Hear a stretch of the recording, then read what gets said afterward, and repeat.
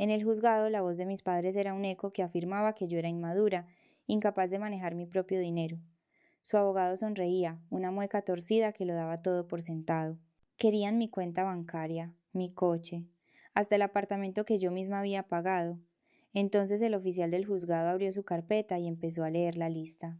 Al llegar al tercer punto, el juez se echó hacia atrás de golpe, con los ojos como platos. «Deténgase de inmediato, que entre seguridad», gritó, y mis padres se quedaron helados. Antes del grito del juez, antes de que el oficial leyera esa lista, solo había silencio. Mi vida estaba construida sobre el silencio. Vivía en un loft industrial reconvertido en una zona de moda de Madrid. Para un extraño, podría parecer austero ladrillo visto, suelos de hormigón pulido, sensores de humedad parpadeando con suaves luces rojas en las esquinas, pero para mí era un santuario, y estaba pagado. Cada centímetro cuadrado me pertenecía a mí, no a un banco, y desde luego no a mis padres. Me llamo Jazmín y soy numismática. Me especializo en la autenticación de monedas raras y antigüedades. Paso mis días mirando cosas que otros gastan sin pensar monedas, billetes, viejos certificados y encontrando los defectos microscópicos que las convierten en piezas de millones de euros. Entiendo el valor. Entiendo que lo que para un novato parece un céntimo sucio podría ser una aleación de cobre de 1943 que vale más que un coche de alta gama. Mis padres, Gregorio y Catalina, nunca entendieron el valor, solo entendían el precio. Vivían a 50 kilómetros al norte, en La Moraleja, en una mansión inmensa y fría que olía a cedro viejo y a desesperación. Desde fuera eran la estampa de la alta sociedad galas benéficas, todoterrenos de lujo en leasing, socios del club de campo. Pero por dentro, el papel de las paredes se despegaba y el aire estaba enrarecido por la tensión. Ellos representaban la riqueza. Yo la poseía. Para ellos yo era la hija peculiar, la que no se casó con un tiburón de las finanzas, a la que no le importaba la temporada de galas. Llamaban a mi trabajo bonito o polvoriento. Me preguntaban cuándo iba a conseguir un trabajo de verdad o a encontrar un marido que cuidara de mí. Veían mi soledad como un defecto, una grieta en el estado impecable de su retrato familiar. El ataque llegó un martes por la tarde a través de un mensajero privado. No era una carta, era un pesado paquete de documentos legales. Firmé el recibo, sintiendo el peso del papel en mis manos. Me senté en la isla de mi cocina a una losa de granito recuperado y lo abrí. Petición de tutela de emergencia. Leía las palabras pero no tenían sentido. Era como mirar un billete falso. La tipografía era correcta, el sello era correcto, pero algo estaba fundamentalmente mal. Seguí leyendo. La petición afirmaba que yo, Jazmín, sufría de severa inestabilidad mental y trastorno de acumulación. ¿La prueba? Mi sistema de seguridad. El documento enumeraba mis cerraduras biométricas, mi sala de almacenamiento climatizada y mi reticencia a dejar que la familia me visitara como prueba de una peligrosa paranoia. Habían retorcido mis estándares profesionales hasta convertirlos en una patología. Afirmaban que vivía en la miseria guardando montones de chatarra y papeles viejos sin valor, y que era un peligro para mí misma. No veían un negocio, no veían una colección de artefactos históricos. Veían a una mujer soltera viviendo sola con una caja fuerte de alta seguridad, y decidieron etiquetarlo como locura. Querían que el tribunal les concediera el control inmediato sobre mi persona y mis bienes para mi propia protección. Miré a mi alrededor, a mi loft. Estaba impecable, era preciso. Era el hogar de una mujer que sabía exactamente quién era. No intentaban ayudarme, intentaban borrarme. No grité. No los llamé para suplicar una explicación. En mi trabajo, cuando detectas una falsificación, no discutes con ella. La verificas y luego destruyes su valor. Cogí el teléfono y llamé a Laura. El despacho de Laura no se parecía en nada a las sofocantes salas con paneles de madera que mi padre frecuentaba. Era todo cristal, acero y un aire acondicionado que cortaba. Laura era una abogada de alto nivel, especialista en litigios sucesorios, una mujer que llevaba tacones de aguja como armas y veía las emociones como ineficiencias. La había contratado porque no ofrecía té y compasión, ofrecía estrategia. Me senté frente a ella viéndola leer la petición. Su rostro era una máscara de aburrimiento profesional, pero vi cómo se tensaba ligeramente su mandíbula. Pasó la página, sus ojos recorriendo las acusaciones de miseria e irresponsabilidad fiscal. Han pintado un cuadro interesante, dijo Laura, lanzando el expediente sobre su escritorio. Según esto, estás a un paso de ser sepultada viva bajo una pila de periódicos y latas de comida para gatos. Afirman que tu obsesión con los metales es un síntoma de grave deterioro cognitivo. No me inmuté. En mi negocio aprendes a distinguir entre un arañazo y una marca de seca. Esta petición era un arañazo, feo, pero superficial. No cambiaba el valor de la moneda que había debajo. Es una jugada de presión, dije con voz firme. No les importa mi salud mental, les importa la liquidez. Creen que tengo unos cuantos miles de euros escondidos en esa caja fuerte y los quieren. Laura se inclinó hacia adelante, con la mirada afilada. ¿Y los tienes? ¿Unos cuantos miles de euros? Metí la mano en mi bolso y saqué la carpeta del inventario. La había preparado yo misma, certificada por 3 servicios de tasación independientes. La deslicé sobre la mesa de cristal. Vea la página 4. Laura abrió la carpeta, leyó las primeras líneas y se detuvo. Levantó la vista hacia mí, luego la bajó de nuevo a la página. Recorrió con el dedo la columna de los valores estimados. St. Gaudens Double Eagles por leyó, su voz bajando una octava. Emisión de 1933. Juegos de prueba. Jazmín. Total. 3,5 millones de euros, corregí con suavidad, siendo conservadora. El mercado del oro de antes de la guerra está al alza. Laura cerró la carpeta. Me miró con un nuevo tipo de respeto. No era calidez, era el reconocimiento de un depredador a otro. Creen que estás acumulando basura y estás sentada sobre un imperio. ¿Por qué no se lo dijiste? ¿Por qué dejar que pensaran que tenías problemas? Miré por la ventana al horizonte de Madrid, porque cada moneda en esa caja fuerte representa una vez que no los llamé.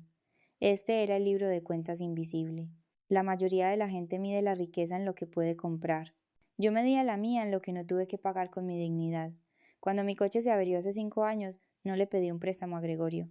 Compré un raro dólar de plata en una subasta, lo vendí por el triple y arreglé el motor yo misma. Cuando necesité la entrada para el loft, no le rogué a Catalina un adelanto de mi herencia. Liquidé una pequeña colección de billetes de la guerra civil. Mi patrimonio neto no era solo un número, era un registro físico de mi silencio. Cada gramo de oro era un grito que me tragué, cada moneda rara, una crisis que manejé sola. Ellos veían a una hija retraída. Yo veía a una mujer que estaba comprando su libertad, gramo a gramo, hasta ser dueña de sí misma por completo. No lo escondí, Laura dije, encontrando su mirada.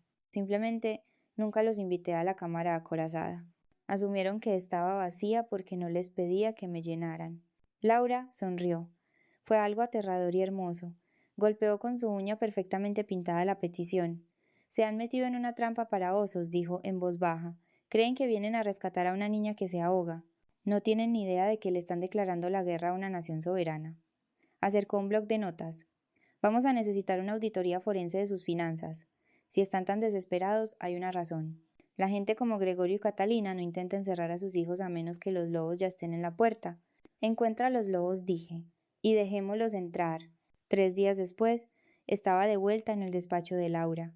El aire acondicionado zumbaba con una nota grave y constante, el único sonido en la habitación aparte del pasar de las páginas. Laura había colocado un grueso dossier sobre la mesa entre nosotras. Estaba encuadernado en plástico negro sin pretensiones, pero contenía el informe de la autopsia de la reputación de mis padres. Es peor de lo que pensábamos, dijo Laura, su voz desprovista de sorpresa. Tu padre no está teniendo solo un mal año, Jazmín. Se enfrenta a una acusación federal. Deslizó un documento hacia mí. Era una notificación de la CNMV, la Comisión Nacional del Mercado de Valores. Gregorio y tu hermano Borja lanzaron un fondo privado de criptomonedas inmobiliarias hace 18 meses, explicó Laura. Prometieron a los inversores un retorno del 12% basado en adquisiciones de propiedades que nunca ocurrieron. Es un esquema Ponzi, Jazmín, y acaba de colapsar. Me quedé mirando los números. Debían 8 millones de euros en multas y restitución. Si no pagaban en 30 días, no solo perderían su condición de socios del club de campo, sino que irían a una prisión federal. La imagen encajó con una claridad aterradora. La petición de tutela no era una intervención, era una redada. No les importaba mi salud mental. Necesitaban un activo solvente que liquidar y lo necesitaban de inmediato. Yo era la hucha que pretendían romper para pagar su fianza. Le organizaron a Borja una fiesta de lanzamiento para este fondo, dije, en voz baja. Alquilaron un yate. Lo llamaron un revolucionario, un visionario. Levanté la vista hacia Laura, sintiendo cómo el frío hierro de la ira se asentaba en mi estómago. Esa es la verdadera broma, ¿no es así? Borja pierde millones de euros de otras personas y es un emprendedor con un contratiempo. Es audaz. Asume riesgos. Pero yo golpeé el inventario de mi colección. Yo acumulo 4 millones de euros en activos verificados y que se revalorizan, y soy mentalmente inestable. Soy una acumuladora. Si fuera un hombre sentado sobre una pila de águilas de oro y monedas raras, me llamarían gestor de un fondo de inversión. Me llamarían un genio. Pero como soy una mujer que vive sola y no los necesita, mi riqueza es una patología.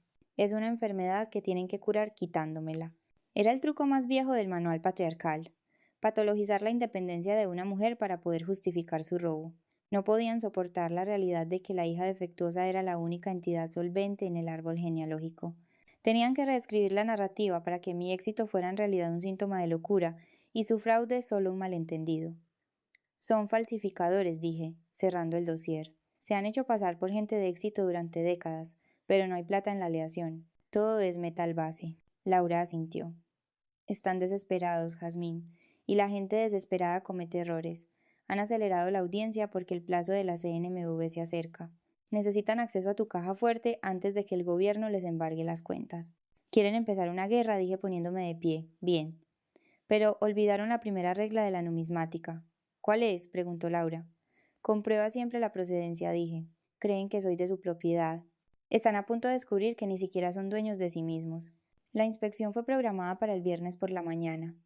Era una intrusión táctica, autorizada por el tribunal para evaluar mis condiciones de vida. Mis padres llegaron con una trabajadora social designada por el juzgado, una mujer llamada señora Herrero que llevaba una carpeta como un escudo.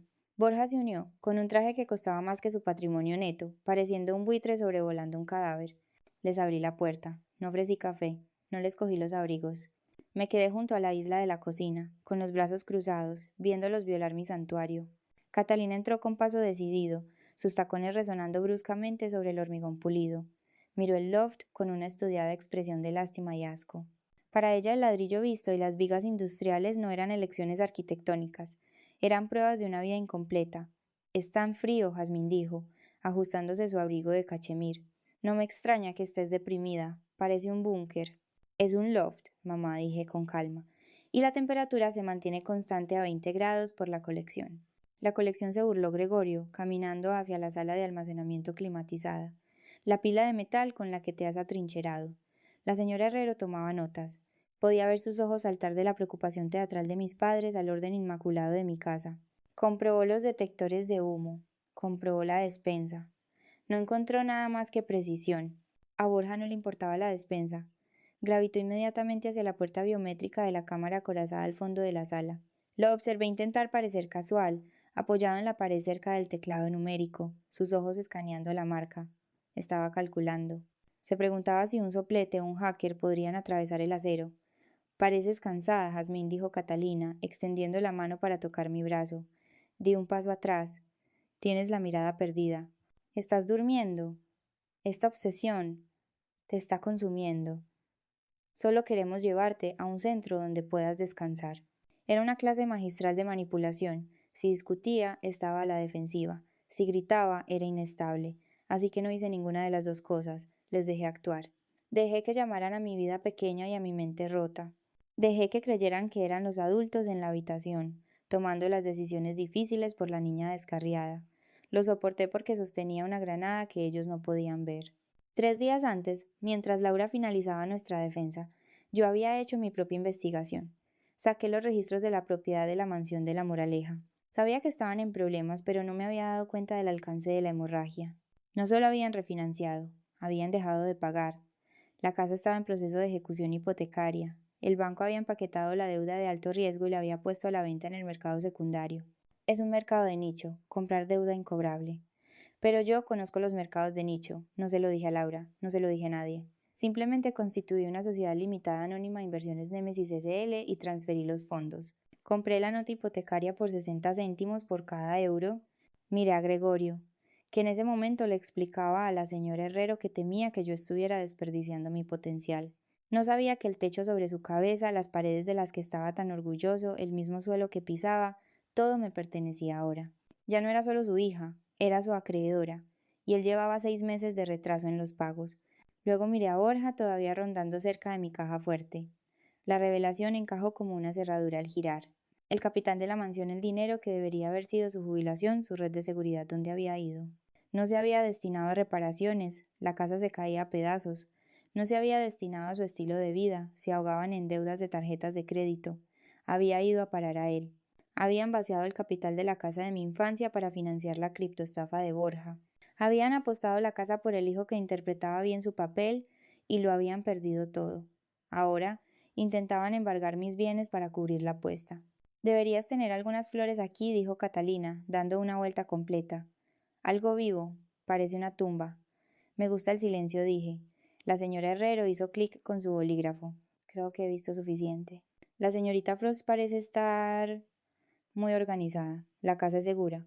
¿Segura? Explotó Gregorio, su rostro enrojeciendo.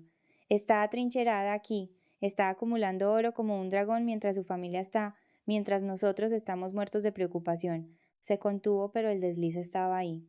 Mientras su familia está en la ruina. Gracias por venir, dije abriendo la puerta. Nos vemos en el juzgado. Se fueron con una ráfaga de suspiros de decepción y susurros agresivos. Cerré la puerta tras ellos. Eché el cerrojo. Luego fui a mi escritorio y abrí el archivo de inversiones Némesis. Imprimí la notificación de ejecución hipotecaria. No la enviaría todavía. Esperaría a que estuvieran bajo juramento. Esperaría que afirmaran que eran los responsables, los proveedores, los pilares de la estabilidad. Entonces les mostraría quién tenía realmente la escritura. La sala del juzgado olía a cera de suelo y a ansiedad rancia. Era una habitación pequeña, sin ventanas, diseñada para contener las desordenadas tragedias privadas del derecho de familia. Mis padres se sentaron en la mesa del demandante, pareciendo un retrato de digna tristeza. Catalina se secaba los ojos secos con un pañuelo de lino. Gregorio se sentaba erguido, irradiando la fatigada autoridad de un padre obligado a tomar una decisión difícil. Su abogado, Arturo Vance, era un hombre hábil. Pintó un cuadro de mí que era casi reconocible. Una reclusa, una mujer ahogada en la acumulación compulsiva, un peligro para sí misma. Habló de mis cerraduras biométricas como prueba de paranoia. Describió mi almacén climatizado como un riesgo de incendio lleno de trastos. Los observé actuar. Era impecable.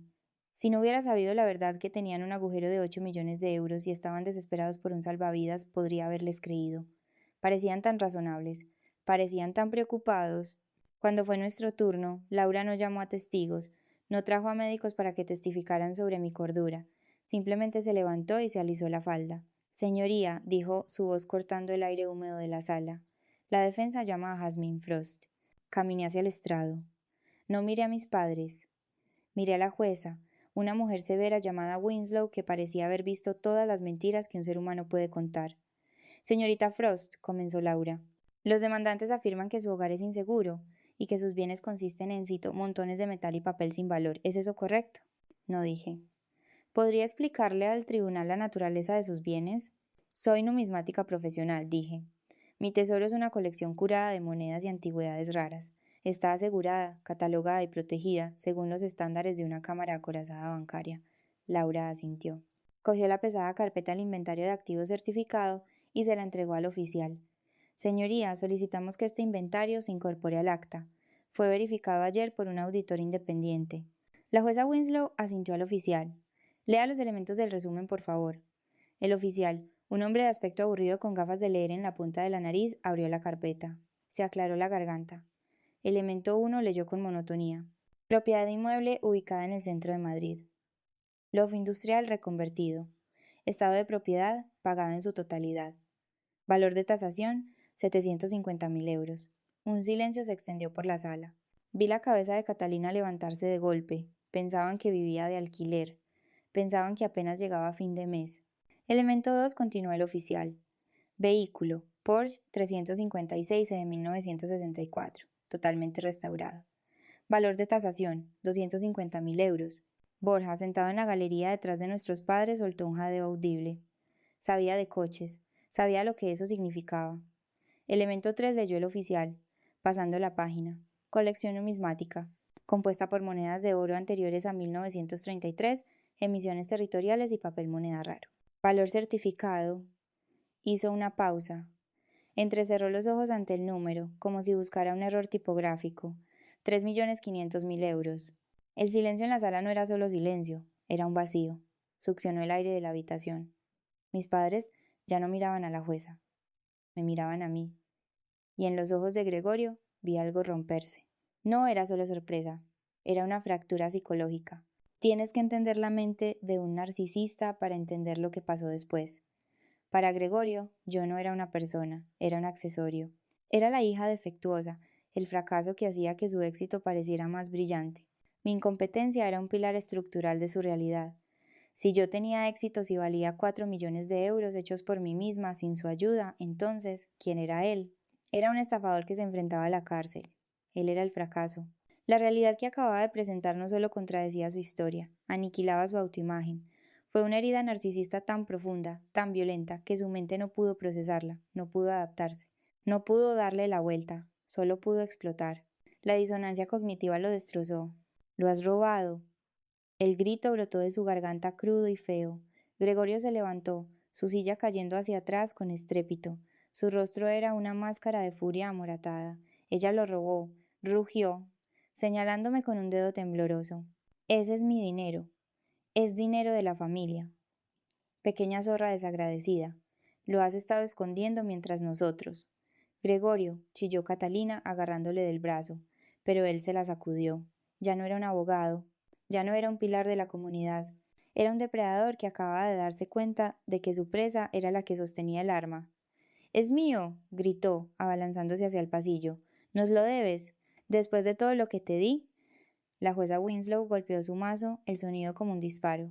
«¡Deténgase inmediatamente!», gritó, con los ojos desorbitados por la repentina violencia que estallaba en su tribunal. «Oficial, que entre seguridad, ahora». Dos agentes irrumpieron por las puertas. Gregorio jadeaba, su pecho subía y bajaba, sus ojos desorbitados. Me miró, y por un segundo la rabia flaqueó, reemplazada por un hambre aterradora y desnuda. Me miró no como un padre mira a una hija, sino como un hombre hambriento mira la comida que acaba de dejar caer. «Controle a su cliente, señor Vance», ceseó la jueza Winslow, su voz temblando de furia. «O lo declararé en desacato y haré que se lo lleven esposado». Arturo Vance parecía querer disolverse en el suelo. Tiró de Gregorio hacia abajo, susurrando frenéticamente. Pero el daño estaba hecho. La máscara no solo se había deslizado, se había desintegrado. Me quedé sentada, inmóvil. No me inmuté. No aparté la mirada. Lo observé desmoronarse. Observé al hombre que me había aterrorizado durante 29 años reducirse a un niño gritón y codicioso. Y en ese momento el miedo finalmente se evaporó. Me di cuenta de que no era un monstruo. Solo era un hombre pequeño y arruinado gritándole a un espejo porque no le gustaba el reflejo. La jueza Winslow no solo desestimó el caso, lo desalojó de su sala. Desestimado con sobreseimiento libre, dijo, su voz fría y final. Miró a Arturo Vance. «Letrado, esperé una remisión al colegio de abogados por la mañana. El mazo golpeó. Sonó como una cerradura al cerrarse. Salí de la sala sin mirar atrás. Laura caminaba a mi lado, sus tacones marcando un ritmo constante de victoria. Pero sabía que no había terminado. Todavía no. Tenía una última transacción que completar. Mis padres nos alcanzaron en el pasillo. La fanfarronería había desaparecido. La rabia se había evaporado, dejando atrás la realidad desesperada y sudorosa de dos personas que se enfrentaban a una acusación federal sin un céntimo a su nombre. «Jazmín», espera, suplicó Catalina, extendiendo la mano hacia mi brazo pero deteniéndose antes de tocarme. Tenía los ojos rojos. Estábamos desesperados. Tienes que entenderlo. Las multas de la CNMV. Si no pagamos, tu padre va a la cárcel. Gregorio estaba detrás de ella con el rostro gris. «Podemos arreglar esto», dijo, con la voz temblorosa. «Somos familia. Tú tienes activos. Puedes ayudarnos. Te lo devolveremos». Me detuve. Me giré para enfrentarlos. Por primera vez en mi vida no vi gigantes. Vi a dos personas pequeñas y asustadas que habían construido una vida sobre deudas y engaños.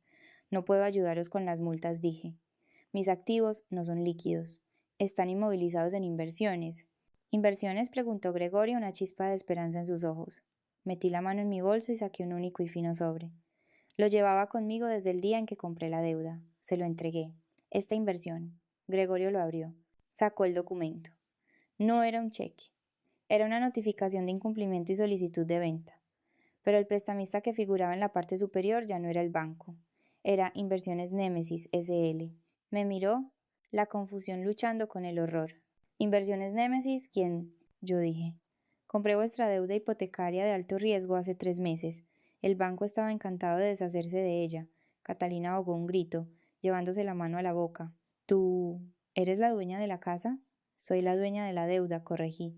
«Y lleváis 6 meses de retraso». No levanté la voz. No lo necesitaba.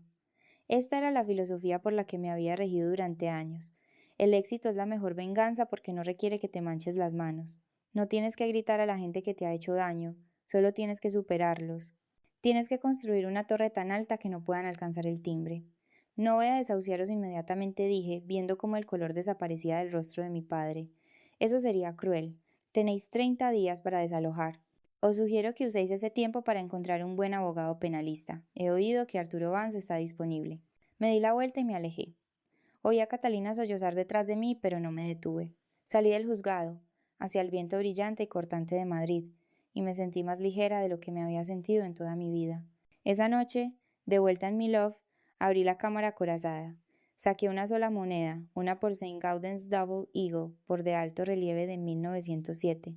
Está considerada la moneda más bella jamás acuñada en América.